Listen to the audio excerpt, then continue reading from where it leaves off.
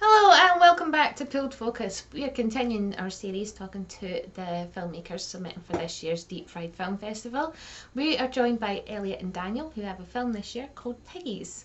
Hello guys, how you doing?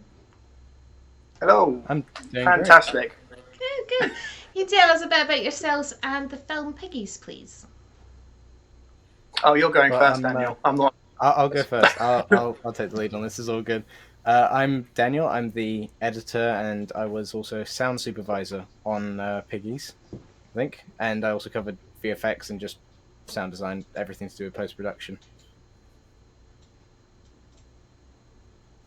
So yeah, Elliot, you go. So I'm Elliot. I'm the writer and the co-director and the producer of Piggies. Fabulous, and we're going to take a wee look at the film Piggies right now.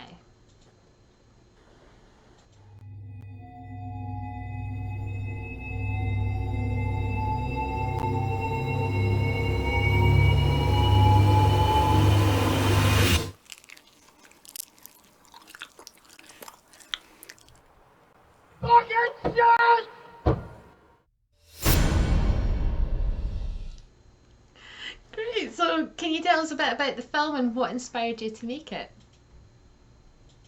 Oh, do you want to go first? Or like, oh, okay, I'm going first. Okay, brilliant. What sort of the inspiration is? I absolutely love I want to say 2000 movie Dogs, and absolutely love it. Actually got me into acting, and then I filmmaker, and I'm a big fan of werewolves. And at that point, I just sort of a few of our sort of crew who we saw little short, and we just wanted to do a movie, but try and do an actual werewolf comedy.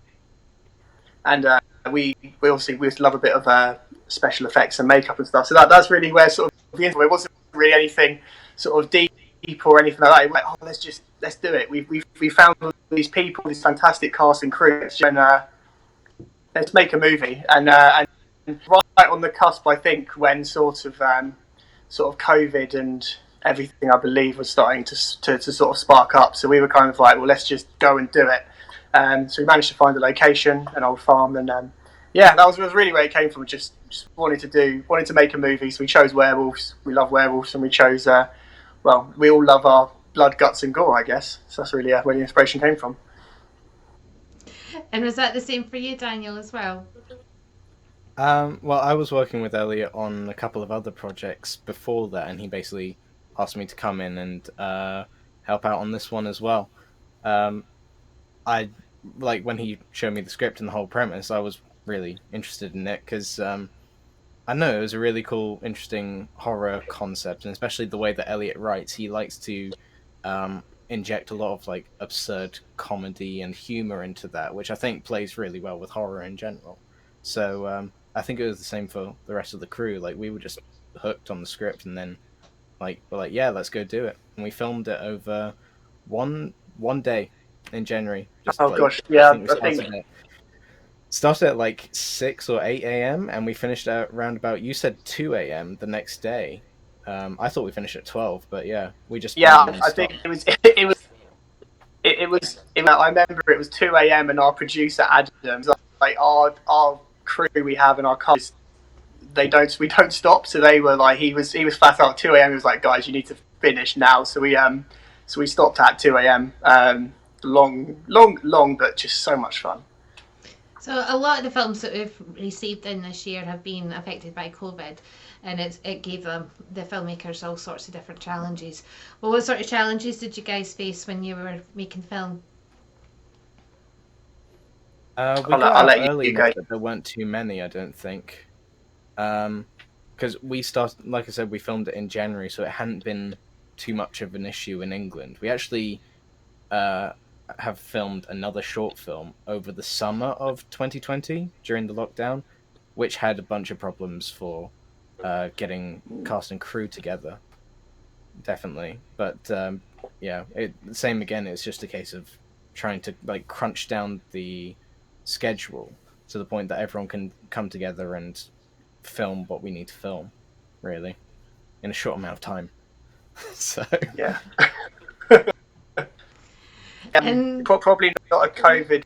You go. I was just going to say, I think not a COVID related sort of thing we had to overcome, but something I think a lot of us realise is we've never filmed at night time before, which is something I think Dan was probably terrified of as an editing perspective. But we all really have a go trying to film with that was something I think that we really came, but also at the same time it was it was brilliant to see everyone trying to come up with how are we going to film this by making this look like it's not without night.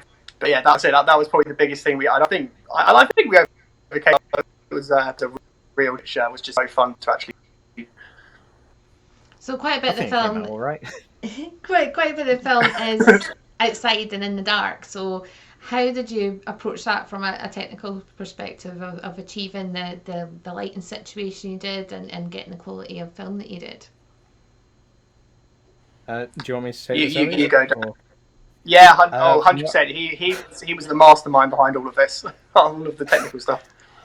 I think from what I remember, we put two floodlights on the very edge of everywhere we were filming. There was one right by the grandma's house, and then there was one right by the barn on the opposite end of the area that we filmed in.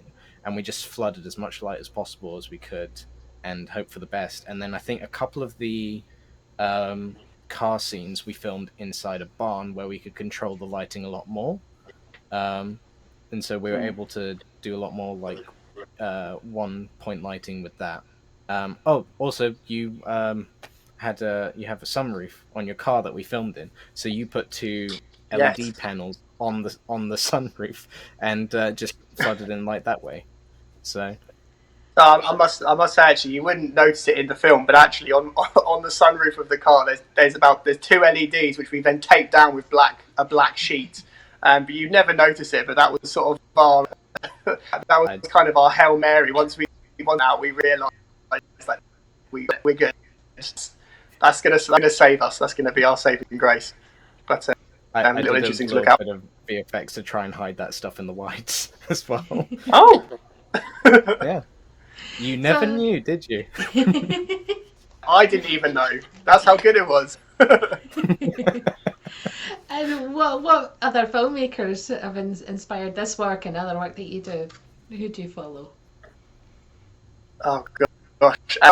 This is. I'm not going to get into massive detail because we'll be here for hours. But I did quite a lot of theatre as a child, and I absolutely love absurdism as a theatre genre, which is sort of. I'm not going to explain what absurdism is because it's so confusing. But I really recommend it. It's very interesting way of sort of performing. But I kind of looked into. I mentioned it to Dan a few times about it, but we kind of looked into it in film. And I mean, we could only really 14 sort of films of absurdism or absurdist theatre. Absurdist cinema. That is. So we kind of really found it's such an unusual genre in the way it's supposed to sort of remove the audience from what they're watching, but also really pull them in at the same time. It's something that we personally kind of like the challenge of trying to follow that genre in scripture. And I mean, also it's a genre that can fit into anything else. So absurdism can fit into sci-fi, fantasy, whatever. And that was sort of one of our main inspirations for the way Piggies and our other projects that we're working on, which I'm sure Dan's is probably going to talk about later on. Like the way we filmed them and edited them and got the actors to play the roles is really based around that. Because it's such an unusual genre that it doesn't get enough credit. We feel. I'm a lot more mainstream. Yes. I look at a lot of different types of films, just I suppose to figure out what are the common things that travel across different types of, I suppose, films. I guess I look at a lot of animated films to see what sort of animation principles can be applied to live action, for example, like the ideas of anticipation and secondary movement and that sort of thing, to really bring out more life in any given shot. And also, to an extent, I'm kind of I suppose, Elliot's sensible voice when he does a lot of absurd stuff. I'm always there, like, trying to figure out how we can rein things in to keep it like grounded and approachable while also More still being practical. ridiculous. Like I Elliot will come up with a great ridiculous premise, and then I'll credit to a lot of the actors. They end up basically selling that premise with a very realistic performance, and so I look at things more from that direction, I guess. I can 100% confirm that is Dan's job. His job is his nickname on set for some people is the leash, and it is his job to stop me when it gets too out. When I start going, let's have an explosion and guns and let's get some blood over here, and he's like, no, Elliot, we've got just calm yourself. Yeah, he's saving. He's our Hail Mary. And what do you both think of the UK independent film industry? I'll let you go first. I'm interested in what you're actually going to say. So you guys. I think that it's a really great place for people to start if they're planning to go, like, if they want to get into crazy things like Marvel films, or like indie film is where a lot of people need to begin, because you'll learn all the different tools, you'll learn about filmmaking, you have the freedom to try anything you want, and that's what's been great about working with Elliot, is that I hadn't had much production experience before him, and he's given me the opportunity to essentially get to the point where now we're co-directing. And so I really love it for that sense of opportunity for a lot of people starting out. A lot of our team, they're just finishing A-level, and we've got one particular guy who is now fight choreographer on our feature film that we're doing. And he's amazing. He's the youngest brother in Piggies. He's that one in the middle. Yeah. Yes. Good old Affy Nugent. So yeah, I'll say actually. That's I'm below interrupting you. barrier to entry. No, I'm good. You go now. Oh, thank you. You're so polite, Daniel. You're never this plate. You're like, Elliot, go away. I'm busy. No, so yeah, just sort of follow up. Obviously, what Dan said for me. Independent film is just at the moment it's just such a brilliant creative outlet for myself and our crew. And it's not like just you're in such a hard to get into, and obviously, me and I think Anna sort of the on our set. So as you said, a lot of our crew are either going off to uni currently or are still at school. Actually, some of our crew, because I used to teach film. At like a weekend classes. So actually quite a few of our crew members, Alfie, one of them, who's now our choreographer, actually was an old student of mine. And quite a few of them have sort of approached us looking for work, and now they're sort of working with us on almost a full-time basis, which is just it's so nice to see. Sort of like taking like Alfie, for example, and a few others like Jake, who's our DOP. They sort of started off as just these actors or crew who were so quiet and didn't want to talk or didn't want to upset anyone, and now they're like running the show. They're doing the choreography, they're doing the shot list. It's just so nice to see that. I do think Independent there is such this fantastic family vibe, and you're not pressured by sort of trying to get money from the box office or anything like that, because you can just be as creative as you want, and there isn't really limits on what you can do. And to quote myself, as Dan keeps reminding me, I said this because it is the most pretentious thing I've ever said, is it lets the creative. I hate that I've ever said that, but apparently Dan will never let me live that down. But it is so true. And, for us, I think all of our films that we've made and the ones we're working on at the moment, they're just so bizarre. And it's so nice being given having that freedom, knowing that we can make these weird things without any other pressurizing force on top of us, telling us, trying to in a different direction. And it's just so people who have just started out, who are get to sink their teeth into something and sort of make a name for themselves. The crew and cast are just so passionate, and it's just brilliant, it's fantastic. Brilliant. I think there was I was going to say also on. So I was also going to say on top of that, it's also great for like you and me who are more experienced, but we have full-time jobs.